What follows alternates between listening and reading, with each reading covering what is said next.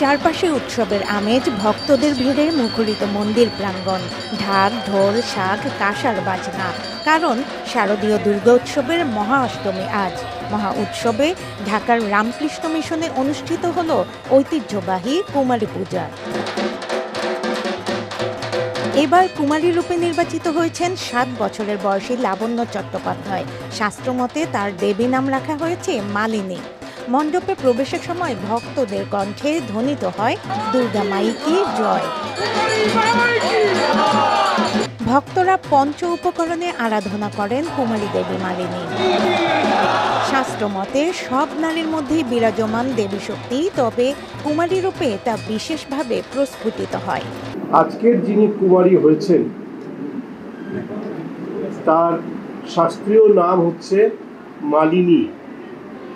1 বছর বয়স থেকে 16 বছর বয়স পর্যন্ত যে কোনো বয়সের কুমারীকে এই দুর্গাপূজার সময় কুমারী রূপে পূজা করার বিধান আছে।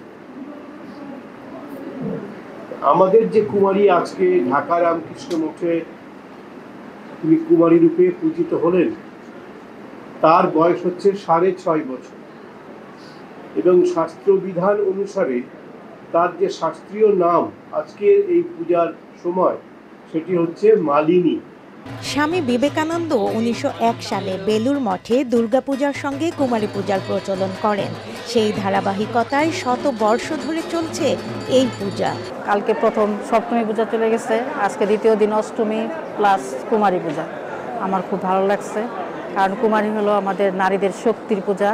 আমরা নারী, আমরা মা, আমরা সব কিছু। আর এই বিশ্বে যা কিছু চিরকল্যাণ মহান শ্রেষ্ঠ তা অর্ধেক করেছেন আর অর্ধেক করেছে নারী। তার প্রজন্ম দিয়েছে আমাদের ঈশ্বরচন্দ্র বিদ্যাসাগর, মা সারদা দেবী। ওনাদের কাছ থেকে আমরা অনেক কিছু শিখেছি। এই কুমারী পূজা আমি চাই প্রজন্মের পর প্রজন্ম যেমন চলে যায়। এই কুমারীর মধ্যে আমাদের যে মা দুর্গার যে দশরূপ সেটা আবির্ভূত হয়েছে, আজকের দিনে সেই কুমারীর উপর আবির্ভূত হয়। এই তো আর মার কাছে প্রার্থনা করেছি যেন আমাদের দেশের সকলের যেন শান্তিতে রাখে এবং শান্তি প্রার্থনা করেছি। না, মায়ের রূপটা মানে আমাদের কাছে অনেক ভালো লাগছে। আজকে শ্বাসটা প্রত্যেক বছর আসে, আজকে প্রথম দেখলাম মাকে, প্রত্যেক বছরই তো আসে না, অনেক ভালো লাগছে। পুরাণ মতে কুমারী পূজার উৎপত্তি কলাসুর বধের মধ্য দিয়ে। দেবতাদের ডাকে সাড়া দিয়ে দেবী মানব কন্যা রূপে জন্ম নেন এবং কুমারী অবস্থায় অসুরকে বধ করেন। এই ত্রিভুবনকে রক্ষা করার জন্যে দেবতারা সবাই এই দেবীর জাগরণ চেয়েছিলেন এবং দেবতাদের প্রার্থনাতে, তাদের স্তব স্তুতিতে সন্তুষ্ট হয়ে স্বয়ং আদ্যাশক্তি মহামায়া দুর্গা রূপে পৃথিবীতে অবতীর্ণ হয়েছিলেন এবং তিনি মহিষাসুরকে বধ করেছিলেন।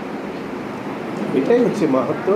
এবং কুমারী পূজার যে মাহাত্ম্য একটা আছে, যে এই পূজা করলে পরে যারা এই পূজা করবেন বা যিনি এই পূজা করবেন তার সর্বসিদ্ধি, সর্ব অভীষ্ট লাভ হবে।